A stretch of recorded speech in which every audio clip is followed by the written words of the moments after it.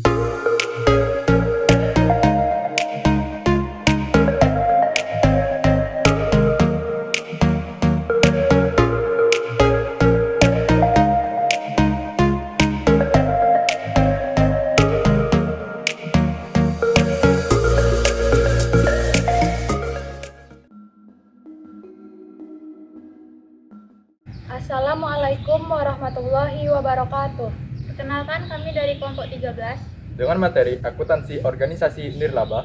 Perkenalkan, saya Aulia Firly Rahma Putri.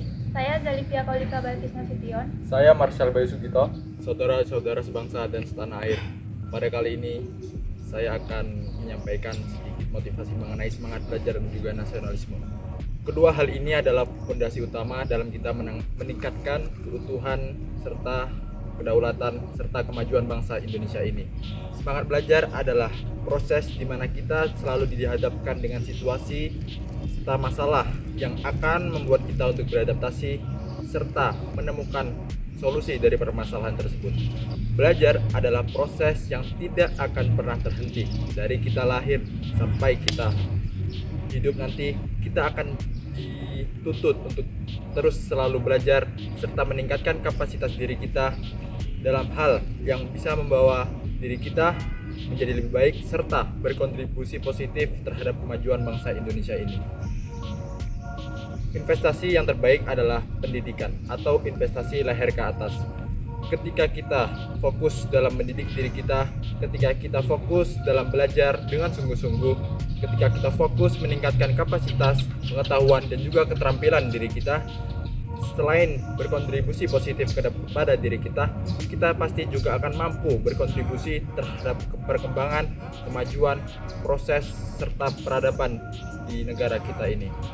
Maka saya tekankan kepada teman-teman semua, ketika kita dalam meningkatkan semangat belajar, perlu kita mengetahui pentingnya menanamkan nilai-nilai kebangsaan atau nasionalisme. Nasionalisme adalah nilai-nilai yang mengharuskan kita mengingat sejarah, budaya, dan juga nilai-nilai leluhur agar kita selalu mengingat dan mencintai tanah air kita ini. Nasionalisme tidak hanya berfokus mengenai bendera dan juga lagu kebangsaan, tapi nasionalisme adalah bercerita tentang bagaimana kita berperan aktif serta positif dalam kontribusi membangun bangsa Indonesia yang lebih baik ini.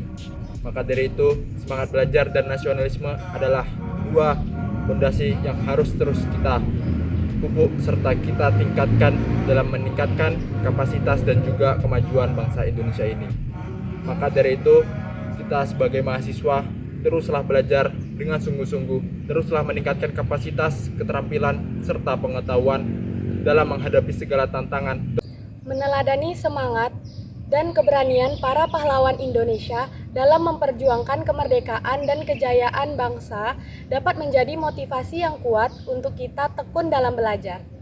Dengan memahami bahwa pendidikan merupakan kunci utama dalam mencapai kemajuan dan kesejahteraan bangsa dapat menjadi motivasi yang kuat yang mendorong seseorang untuk bersungguh-sungguh dalam belajar.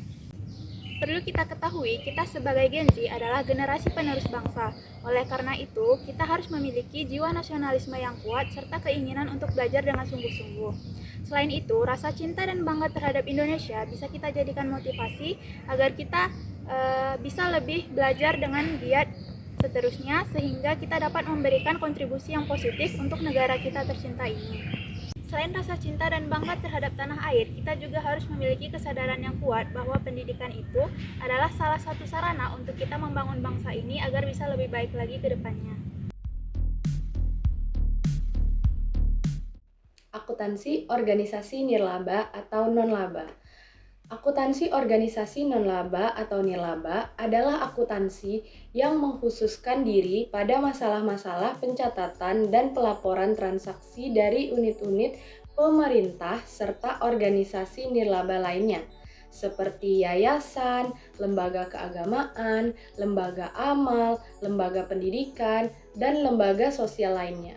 Unsur penting dari akuntansi ini adalah sistem akuntansi yang menjamin pihak manajemen akan adanya kecocokan dengan batasan-batasan dan persyaratan lainnya yang digariskan oleh undang-undang, oleh lembaga-lembaga lain, atau oleh individu-individu yang menjadi donor.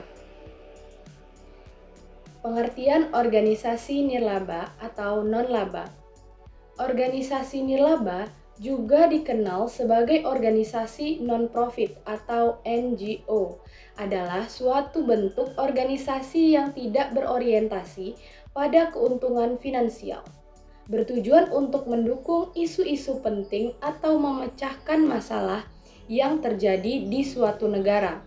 Tujuannya tidak komersial dan tidak terfokus pada mencari keuntungan finansial. Contoh organisasi nirlaba meliputi organisasi keagamaan, organisasi politik, rumah sakit, dan sekolah negeri. Contoh dari organisasi nirlaba di Indonesia sendiri antara lain yang pertama, yayasan sosial, misalnya Super Semar, Yatim Piatu, dan sebagainya. Yang kedua, yayasan dana, misalnya Pundi Amal, SCTV, RCTI Peduli, Dompet Duafa, dan lain sebagainya. Yang ketiga, lembaga advokasi, misalnya Perlindungan Kekerasan dalam Rumah Tangga. Yang keempat, Balai Keselamatan, misalnya Tim SAR. Yang kelima, Yayasan Kanker Indonesia. Yang keenam, PMI atau Palang Merah Indonesia. Yang ketujuh, LSM atau Lembaga Swadaya Masyarakat yang berperan dalam advokasi hak asasi manusia dan lingkungan. Baik, dalam konteks akuntansi organisasi nirlaba, laporan perubahan aset neto adalah laporan yang sangat penting untuk mengukur perubahan dalam aset neto organisasi dari awal periode tertentu sampai akhir periode tersebut.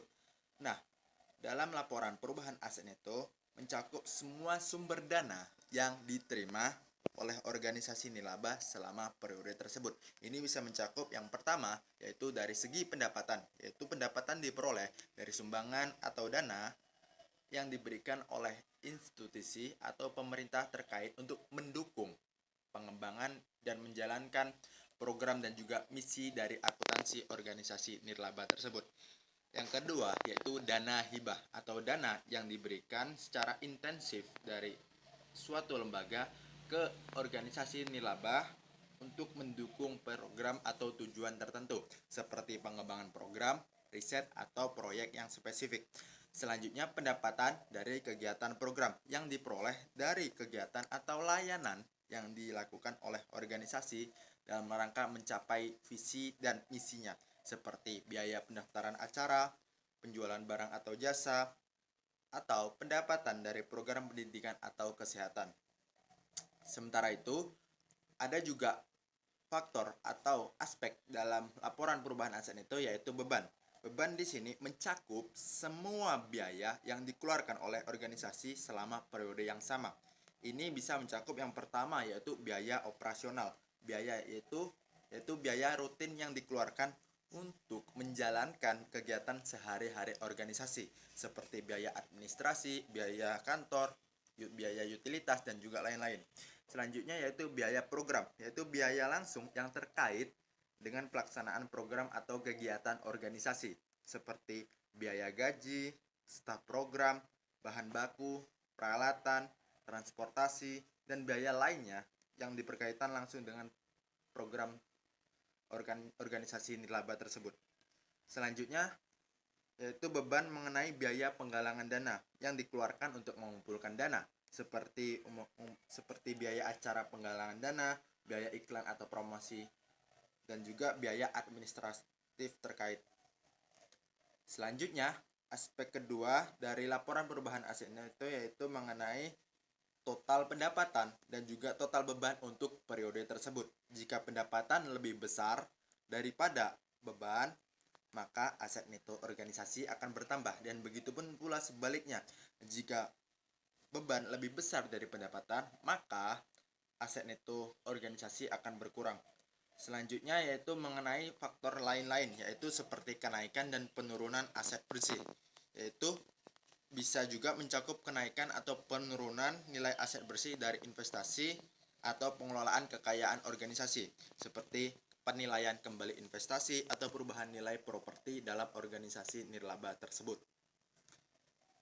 Yang terakhir yaitu juga ada catatan dan pengungkapan tambahan seperti catatan kaki yang biasanya untuk mengungkapkan dan menjelaskan mengenai metode pengukuran yang digunakan, kebijakan akuntansi yang diterapkan, dan juga informasi lain yang juga relevan dan memberikan pemahaman yang lebih baik tentang perubahan aset neto dalam akuntansi organisasi nirlaba. Setelah laporan arus kas, tahap berikutnya dari laporan keuangan organisasi nirlaba adalah catatan atas laporan keuangan atau CALK. Jadi, CALK ini berisi catatan-catatan tambahan atas laporan keuangan sebelumnya. Tujuan dari pembuatan CALK ini adalah sebagai informasi-informasi tambahan bagi laporan-laporan keuangan yang telah tersedia sebelumnya. Selain itu, tujuan dari pembuatan CALK ini adalah agar semua pengguna informasi dari laporan keuangan tersebut bisa memahami isi dari laporan keuangan tersebut. Berikutnya yaitu isi dari CALK itu tersendiri. Yang pertama ada unsur umum atau penjelasan terkait perusahaan. Contohnya, misal kita ngambil organisasi nirlaba berupa suatu masjid. Jadi pada bagian unsur utama ini kita akan menulis penjelasan tentang masjid tersebut serta siapa saja pengurus-pengurusnya. Isi yang kedua adalah terkait kebijakan akuntansi yang digunakan dalam pembuatan laporan keuangan tersebut. Pada kondisi ini, kita akan menggunakan ISAK 35 karena ini merupakan organisasi nirlaba. Isi yang ketiga yaitu penjelasan terkait dengan unsur-unsur yang ada seperti penjelasan tentang kas dan setara kas, piutang, persediaan, dan lain-lain.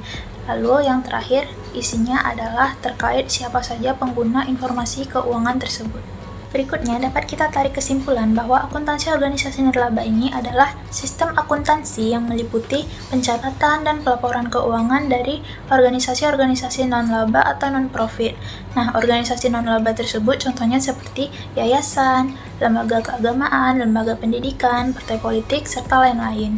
Dalam proses penyusunan laporan keuangan akuntansi organisasi nirlaba, kita mengikuti aturan yaitu ISAK 35. Seperti yang telah dijelaskan sebelumnya, ada beberapa unsur di dalamnya. Yang pertama ada laporan posisi keuangan, lalu laporan penghasilan komprehensif, laporan perubahan aset neto, laporan arus kas, serta catatan atas laporan keuangan. Berikutnya adalah penjelasan dari contoh laporan keuangan pada organisasi non-laba atau nirlaba. Yang pertama adalah laporan posisi keuangan. Laporan posisi keuangan atau LPK adalah laporan keuangan yang memuat kondisi harta, kewajiban, serta aset neto dari organisasi nirlaba pada kurun waktu tertentu. Adapun tujuan daripada laporan posisi keuangan adalah yang pertama, menyajikan informasi yang lebih rinci dan spesifik mengenai pos-pos yang disajikan dalam laporan keuangan. Yang kedua, memberikan penjelasan terhadap aturan-aturan yang diberlakukan oleh organisasi nirlaba pada pencatatan keuangan. Yang ketiga, menyajikan informasi yang memadai untuk memahami kinerja keuangan organisasi nirlaba. Nah, contoh dari laporan posisi keuangan bisa dilihat seperti pada tabel berikut. Selanjutnya adalah laporan penghasilan komprehensif. Laporan penghasilan komprehensif adalah laporan keuangan yang menggambarkan pendapatan dan biaya yang dikeluarkan oleh perusahaan untuk periode tertentu. Adapun tujuan daripada laporan penghasilan komprehensif adalah yang pertama, menyajikan informasi tentang kinerja keuangan perusahaan pada periode tertentu yang berguna untuk menghitung atau menganalisis profitabilitas, efisiensi, laba atas investasi, laba per saham, dan perkiraan tentang arus kas dari organisasi itu sendiri. Yang kedua, membantu membuat proyeksi masa depan tentang keuntungan yang akan diperoleh, nilai investasi yang dikeluarkan, serta nilai aset kredit. Yang ketiga, memberikan informasi yang memadai untuk memahami kinerja keuangan dan membantu dalam menentukan langkah bisnis yang akan meningkatkan produktivitas dan profitabilitas. Nah, adapun contoh dari laporan penghasilan komprehensif bisa dilihat seperti pada tabel berikut.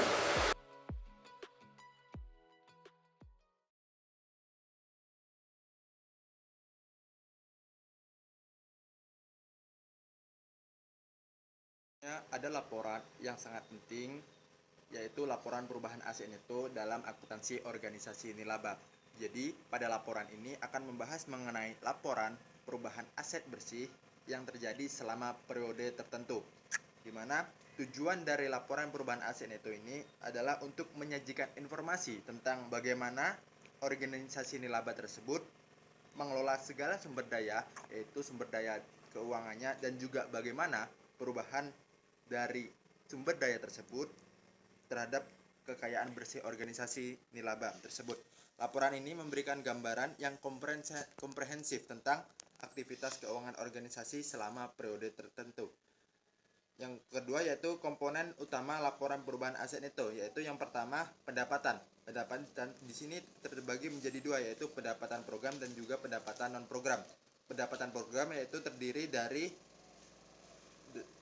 pendapatan yang diperoleh organisasi dari kegiatan langsung yang mendukung misi dan tujuan utama organisasi. Yang kedua, pendapatan non program.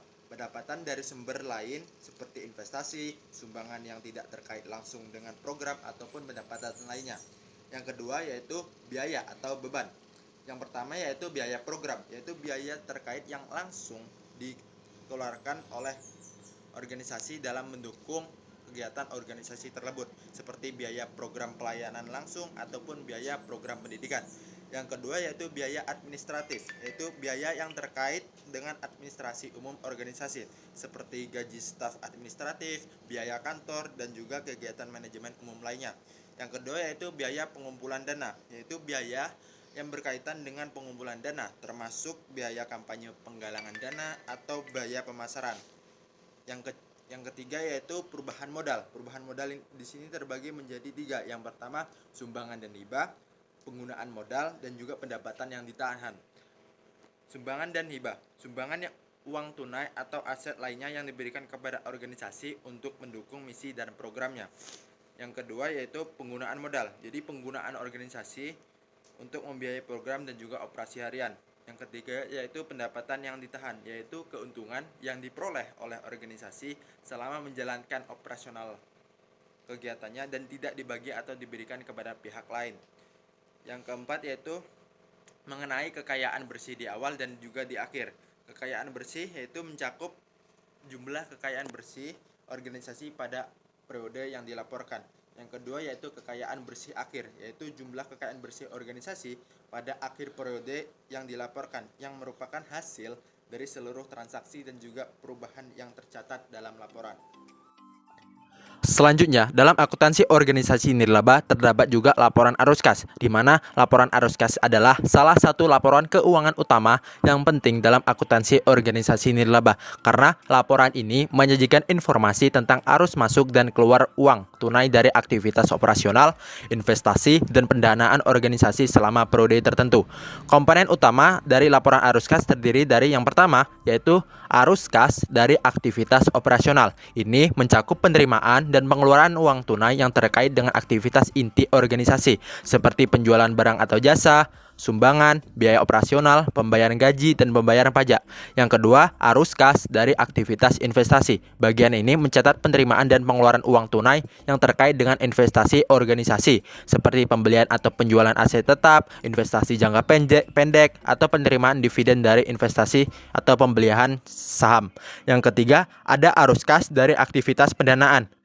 Ini mencakup penerimaan dan pengeluaran uang tunai yang terkait dengan pendanaan organisasi, seperti penerimaan pinjaman baru, pembayaran pokok pinjaman, atau penerimaan dari penerbitan saham baru. Nah, tujuan laporan arus kas dalam akuntansi organisasi nirlaba yaitu yang pertama, transparansi keuangan, untuk memberikan gambaran yang jelas tentang sumber dan penggunaan uang tunai organisasi dalam periode tertentu.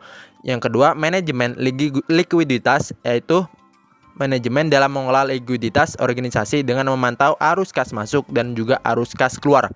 Yang ketiga, ada analisis kinerja finansial yang memungkinkan analisis terhadap kemampuan organisasi dalam menghasilkan uang tunai dari aktivitas operasional, keputusan investasi, dan juga pendanaan. Rumah sakit merupakan salah satu organisasi nirlaba yang sekarang lebih populer dengan sebutan entitas berorientasi non-laba atau EBNL. Institusi nirlaba adalah institusi yang bertujuan beroperasinya bukan untuk mencari keuntungan semata. khusus untuk rumah sakit diatur dalam Undang-Undang RI Nomor 44 Tahun 2009 tentang rumah sakit sebagai bentuk pertanggungjawaban atas kinerja rumah sakit, maka rumah sakit wajib melaporkan kinerjanya kepada pihak yang berkepentingan. Kinerja keuangan akan dilaporkan dalam bentuk laporan keuangan. Laporan keuangan rumah sakit disusun berdasarkan standar akuntansi keuangan atau SAK untuk rumah sakit pemerintah BLU atau BLUD. Laporan keuangannya disusun dengan menggunakan SAK dan standar akuntansi pemerintah atau SAP.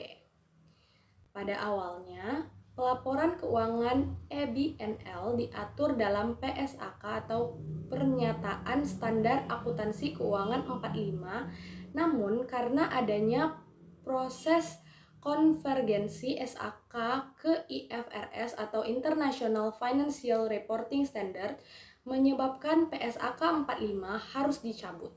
PSAK 45 yang berbasis IFRS menganut prinsip transaction based, bukan entity based. Seluruh SAK yang mengatur entitas dicabut karena sudah diatur pada SAK induk, yaitu SAK, SAK etap, atau SAK EMKM. Pencabutan PSAK 45 dan penggantiannya menjadi interpretasi standar akuntansi keuangan ISAK 35 tentang pernyataan laporan keuangan entitas berorientasi non-laba. Dengan menggunakan teori institusional bentuk A, isomorfisme koersif, dan juga yang B, isomorfisme mimetik, dan juga yang C, isomorfisme normatif. Maka penulis telah melakukan penelitian terkait penyajian informasi keuangan pada rumah sakit di Sumatera Barat untuk pembukuan 2021 dan 2022, dan ditemukan hasil bahwa hanya 2 rumah sakit dari 22 rumah sakit yang diteliti yang telah patuh atau taat kepada aturan yang dikeluarkan oleh Ikatan Akuntansi Indonesia. Berdasarkan klasifikasi tipe rumah sakit yang diteliti, terdiri dari 1 rumah sakit tipe A, 3 rumah sakit tipe B, 15 rumah sakit tipe C, dan 3 rumah sakit tipe D. Sedangkan berdasarkan kepemilikannya, rumah sakit tersebut terdiri dari A. 5 rumah sakit pemerintah, B. 1 rumah sakit pemerintah PTNBH, dan C. 16 rumah sakit swasta. Pada rumah sakit pemerintah terbukti berlakunya teori isomorfisme koersif dikarenakan kewajiban untuk mentaati PMK nomor 217 PMK 05/2015 yang menyatakan bahwa standar akuntansi pemerintahan PSAP berbasis akrual nomor 13 tentang penyajian laporan keuangan Badan Layanan Umum seperti rumah sakit. Meskipun sesungguhnya untuk penyajian keuangan EBNL seperti rumah sakit dapat juga mengikuti ISAK 35. Selanjutnya, pada rumah sakit PTNBH, pengimplementasian ISAK 35 sepenuhnya berasal dari isomorfisme normatif yang mengatakan bahwa suatu institusi akan mencapai tujuannya dikarenakan adanya tekanan internal, yakni komitmen manajemen untuk mencapai tujuan institusi tersebut secara maksimal. Berdasarkan penelitian, pada rumah sakit swasta yang sebagian besar tidak menerapkan ISAK 35 lebih disebabkan karena kurangnya pemahaman standar akuntansi tentang ISAK 35. Kurangnya pemahaman ini disebabkan level pendidikan dan pengalaman di bidang akuntansi.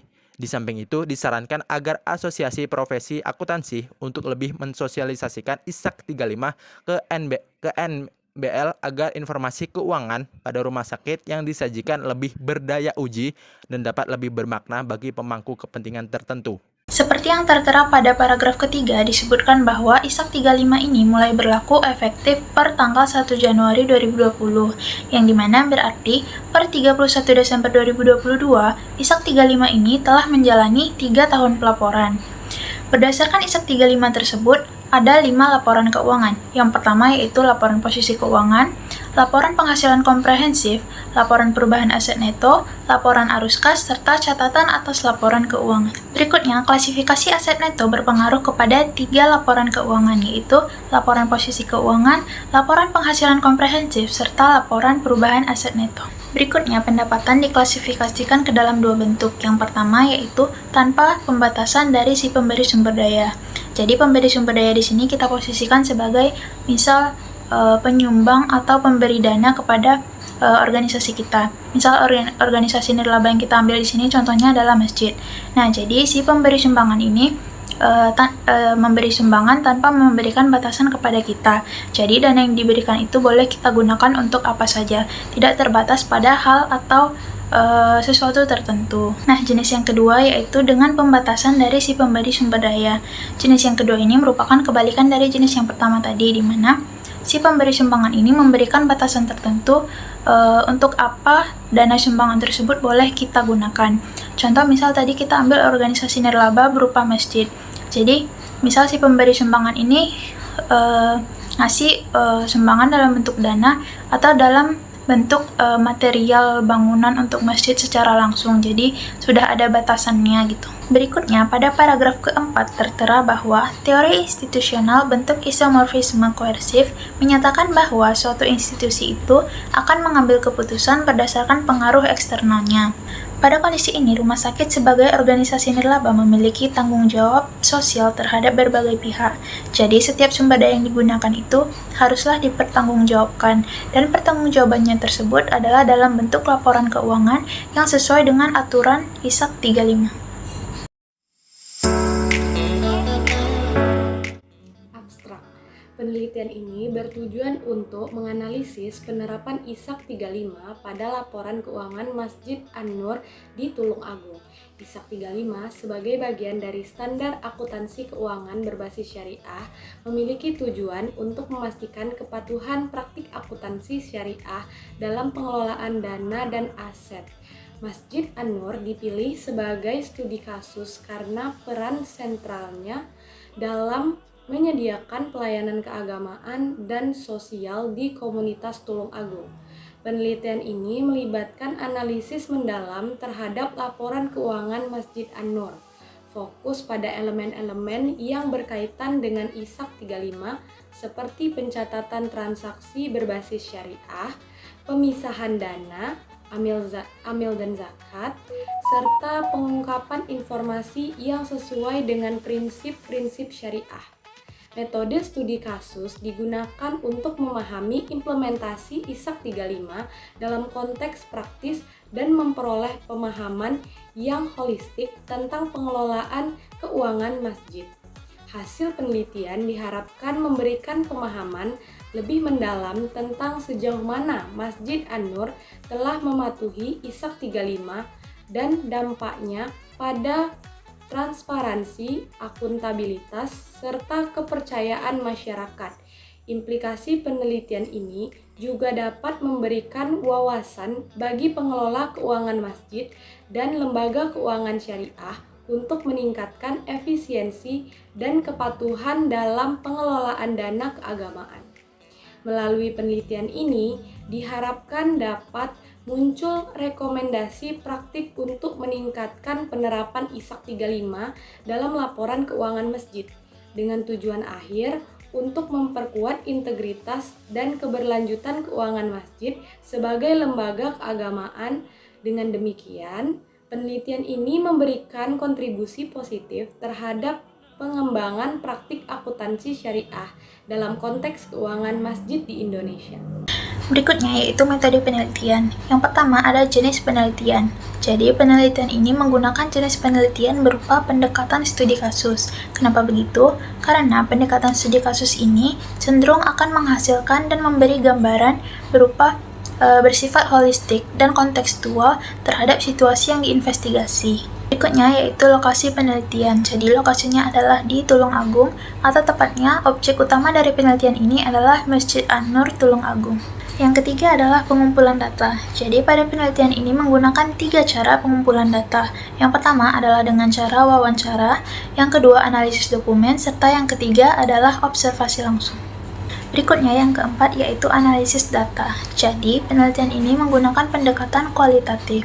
Selain itu, penelitian ini juga menggunakan 3 analisis lain, yaitu berupa analisis yang pertama yaitu identifikasi tingkat kepatuhan Masjid An-Nur ini terhadap prinsip-prinsip dari ISAK 35. Yang kedua yaitu evaluasi dampak dari penerapan prinsip ISAK 35 ini terhadap akuntabilitas serta transparansi keuangan masjid. Serta analisis yang terakhir yaitu identifikasi apa saja peluang-peluang serta hambatan-hambatan dalam penerapan ISAK 35 ini pada Masjid An-Nur. Berikutnya yang kelima yaitu etika penelitian. Jadi penelitian ini telah memperhatikan prinsip-prinsip dari etika penelitian, termasuk di dalamnya yaitu keamanan, menjaga keamanan dan kerahasiaan data, serta telah mendapat izin dari pihak-pihak yang berwajib di Masjid An-Nur tersebut. Berikutnya yang keenam yaitu keandalan dan keabsahan. Jadi, untuk meningkatkan keandalan dan keabsahan tersebut, maka penelitian ini menggunakan metode triangulasi, atau dari 3 metode tadi, yaitu menggabungkan metode wawancara, analisis dokumen, serta observasi secara langsung, agar berikutnya akan didapatkan data yang lebih valid dan lebih lengkap. Yang ketujuh yaitu keterbatasan penelitian. Jadi, penelitian ini menghadapi 2 keterbatasan. Yang pertama yaitu, karena penelitian ini menggunakan metode studi kasus, jadi hasil dari penelitian ini tidak bisa dibagikan secara langsung kepada populasi secara lebih luas. Berikutnya, keterbatasan yang kedua adalah, dengan adanya penelitian ini diharapkan dapat memberikan gambaran yang komprehensif terhadap bagaimana implementasi dan bagaimana penerapan ISAK 35 terhadap laporan keuangan yang telah dibuat oleh Masjid An-Nur Tulungagung. Berikutnya yang terakhir yaitu pengungkapan informasi, di mana penelitian ini telah menyediakan panduan terkait dengan pengungkapan informasi yang digunakan dalam penelitian ini, terlebih terkait dengan aktivitas keuangan yang menyangkut akuntansi syariah. Berikutnya yaitu implementasi ISAK 35. Jadi, implementasi ISAK 35 dalam Masjid An-Nur Tulungagung ini dapat kita lihat dalam 3 hal. Yang pertama yaitu proses pencatatan transaksi syariah, proses pemisahan dana, serta pengungkapan informasi. Jadi, dalam 3 hal tersebut, Masjid An-Nur Tulungagung ini telah melakukan segala upaya untuk mengimplementasikan dari ISAK 35 tersebut. Selanjutnya yaitu hasil dan pembahasan. Jadi, Masjid An-Nur ini adalah suatu masjid yang berlokasi di area kantor pelayanan pajak Pratama Tulungagung di Jalan Ki Mangunsarkoro nomor 17, Beji, Boyolangu, Tulungagung. Jadi, berdasarkan wawancara yang telah dilakukan bersama bendahara dari Masjid An-Nur ini, yaitu Bapak Yoyo, dapat disimpulkan bahwa dalam menyusun laporan keuangan, Masjid An-Nur ini memang pada dasarnya masih menggunakan jenis laporan keuangan yang sangat sederhana.